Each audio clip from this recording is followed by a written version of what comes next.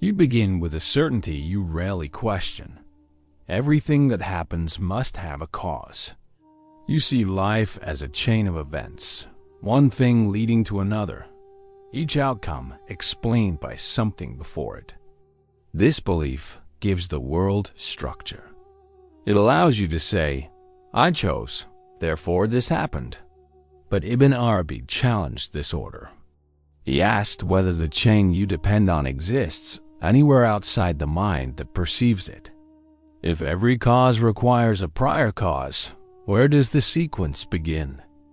And if being itself has no beginning, how could it be governed by a rule that depends on one? Perhaps existence does not unfold through causes at all. Perhaps it unfolds as the real, directly, without mediation. Ibn Arabi lived in 12th century Andalusia, a time of intense philosophical exchange. He inherited the language of logic, but used it to reveal what logic cannot grasp. For him, existence was not a process within time, but a single, timeless act of disclosure. The real, his term for ultimate being, expresses itself continuously, not sequentially. What appears as cause and effect is only the mind's way of organizing divine self-revelation. He did not dismiss rational order. He repositioned it. Causation is not how the real acts. It is how the intellect translates the real's unbroken act into comprehension. You live through sequence. You think, decide, act, and expect results. Without this pattern, the mind feels unanchored. Sequence provides security. It tells you that life is predictable. Yet when examined carefully, the structure begins to blur. You notice that thought appears before decision, but what brings thought itself? Even the wish to act arises unbidden. You find no first point within your own experience. Awareness observes every link, yet awareness itself is not one of them. It does not arrive after a cause or before an effect. It simply witnesses both. So where exactly does causation occur? In the events or in the interpretation of awareness? Ibn Arabi reversed the usual logic. Causation, he said, is not the origin of things. It is their reflection. The real does not need a medium to act. Its being is the act. Every so-called effect is the appearance of the same undivided source in a different relation. When you see a seed and later see a tree, you imagine sequence. But to the real, both are aspects of a single disclosure, witnessed through time by a mind that divides what is whole. Cause and effect are not two events. They are two perceptions of one reality unfolding without distance between them. You rely on causation to justify control. I acted, therefore I achieved. The chain protects your sense of authorship. Yet examine any action closely. The body, the opportunity, even the impulse to move. None originate with you. They arrive, then you claim them. Ibn Arabi would say that the real acts through you, not because of you. The doer and the deed are simultaneous expressions of the same source. If both arise from one being, can you meaningfully speak of control? Perhaps the will you call yours is itself a momentary window through which the real performs its work. Philosophers have long noticed that if every cause needs a cause, the chain has no beginning. Reason keeps reaching backward, never arriving anywhere. Ibn Arabi cut through this regress. Being, he said, is not one link among others. It is the ground in which all linking appears. The world of sequence is a projection within timeless presence.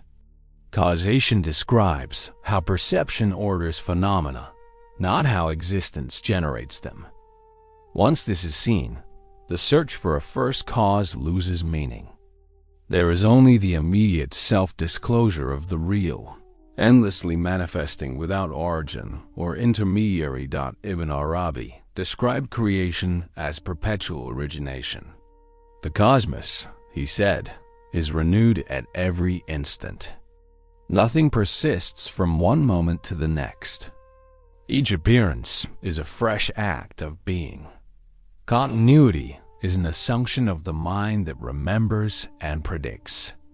To the real, there is no continuity, only renewal. What you call cause and effect are the traces left by perception connecting these separate renewals into a narrative. The story of sequence belongs to the observer, not to existence itself. Reality does not move from past to future. It unfolds in the perpetual immediacy of now. When you begin to think from unity, the tension of sequence fades. You no longer see life as a chain of dependence, but as a field of simultaneous relations. Each event stands whole, complete in its being. What occurs does not result from what came before. It arises as another face of the same reality. Instead of asking, "Why did this happen?" you begin to ask, "What aspect of the real is showing itself here?" Inquiry shifts from tracing causes to recognizing presence. Understanding becomes less about explanation, more about witnessing what simply is. You begin to sense a new kind of freedom. It is not the freedom of control, but of alignment. When you know that causes are interpretations, effort softens. You act because action arises, not to secure outcomes. Responsibility remains, yet ownership dissolves. Ibn Arabi's hidden formula lies here. Act without claiming authorship. Participation replaces production. To live is to let the real express itself through you while knowing it never depends on you. This is not passivity. It is lucidity. The self becomes a site of manifestation, not a manager of results. From this recognition, peace becomes rational, not emotional. Living beyond cause and effect does not mean rejecting order. It means seeing through it. You still engage with conditions, planting seeds, building plans, solving problems. Yet you no longer imagine they make things happen. They are contexts within which the real discloses particular forms. You remain responsible to your role, but no longer confined by it. Effort continues, anxiety fades. When both intention and outcome are recognized as appearances of one being, action becomes clear, efficient, and light. You act fully, but without the weight of needing the universe to agree. Gradually, you see that causation was never a universal law, only a pattern of thought. Existence does not proceed because of anything. It simply is. What truly is needs no justification. The real acts not as a result, but as presence itself. This recognition collapses the distinction between origin and event. You stop asking what began it all, for beginning and ending belong only to limited vision. The moment stands self-sufficient, complete, and free. When you rest in this understanding, the drive to explain yields to simple awareness. There is nothing left to trace, only being, unfolding of its own necessity. You see now that to live beyond cause and effect is not to escape the world, but to see it rightly. Events continue, yet the mind no longer divides them into chains. Action happens. Comprehension remains quiet. The need to manage outcomes gives way to clarity. What happens is simply what is uncaused, yet perfectly ordered within the real self-expression. The intellect rests not in ignorance, but in recognition. Every act, every thought, every instant arises directly from the same ground of being. Nothing follows from anything. Everything unfolds as the one. The inquiry began with a conviction that life moves through causes and effects. Through Ibn Arabi's reasoning, that conviction unravels into a deeper coherence. Causation is revealed as the mind's translation of an indivisible reality into temporal form. To live beyond it is not to abandon reason, but to see reason's boundary. You move from dependence on sequence to participation in immediacy. From effort rooted in control to action grounded in clarity. The end of causation is not emptiness, but stillness. The calm recognition that being needs no reason to be, and that this very moment is its unbroken expression.